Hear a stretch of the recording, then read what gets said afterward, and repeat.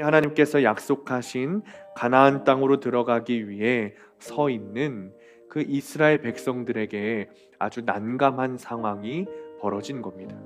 그런데 그때 우리 주님께서 다시 한번 이스라엘 백성들을 향한 길을 만드십니다. 주님께서 요단강을 말리시는 기적이 일어납니다. 애굽에서 나올 때 홍해를 갈라 이스라엘 백성들을 구원하시더니 가나안에 들어가기 위해서 요단강의 강물을 말리시고 그들을 가나안으로 인도하시는 모습입니다. 물론 가나안 정복이라는 위대하고 험난한 일이 남았지만 출애굽의 처음과 마지막을 주님께서 이끄시는 모습입니다. 이스라엘 백성들의 기세 역시 달랐습니다. 정말 어떤 족속이든 어떤 나라든 싸우면 이길 것 같은 그런 기세가 이스라엘 백성들에게 있었습니다. 심지어 가나안 족속들의 마음이 녹아내리고 정신을 잃었다는 소식까지 들었으니 얼마나 기세가 좋았겠습니까? 이제 싸워 이기기만 하면 되는 겁니다. 결과만 내면 되는 겁니다. 그런데 우리 주님께서 정말 이상한 명령을 내리십니다. 이스라엘 백성들이 이해할 수 없는 명령입니다. 5장 2절입니다. 그때 여호와께서 여호수아에게 이르시되 너는 부싯돌로 칼을 만들어 이스라엘 자손들에게 다시 할례를 행하라. 뜬금없이 하나님께서 이스라엘 백성들에게 할례를 받으라고 말하는 겁니다. 그들 앞에는 여리고군이 있었습니다. 그들의 문제이고 장애물입니다. 그러나 여호수아와 이스라엘 백성들은 그 문제 앞에서, 그 적들 앞에서, 그 장애물 앞에서 할례를 행합니다. 여리고 성이라는 그 큰 문제 앞에서 무력해지는 거예요. 아무것도 할 수 없는 상태가 됩니다. 할례를 하면 회복 기간까지 움직이지 못해요.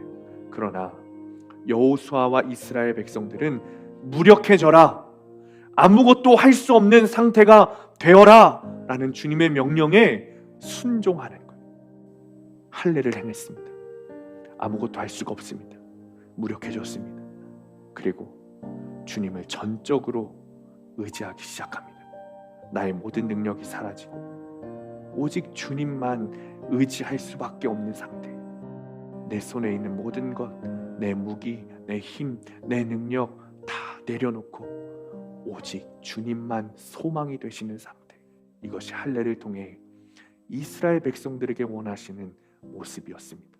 가나안 땅에 들어간 후에 할례를 행하고 6월절이 지나자 그들에게 주어졌던 만나가 끊어졌어. 그런데 그 만나가 끊어졌다는 것은 주님께서 만나 대신 주시는 것이 있다라는 것을 의미하는 거죠. 예수께서 대답하여 이르시되 기록되었을 때 사람이 떡으로만 살 것이 아니요 하나님의 입으로부터 나오는 모든 말씀으로 살 것이라. 만나를 그치신 것은 이제 먹는 것을 의지하는 게 아니라 주님의 말씀을 의지하며 살라는 것입니다. 할례를 통해서 문제 앞에서 무력해진다는 것은 내 눈앞에 먹을 것을 의지하는 것이 아니라 하나님의 말씀을 의지한다는 겁니다. 기적은 홍해가 갈라지고 요단강이 마른 것으로 충분합니다.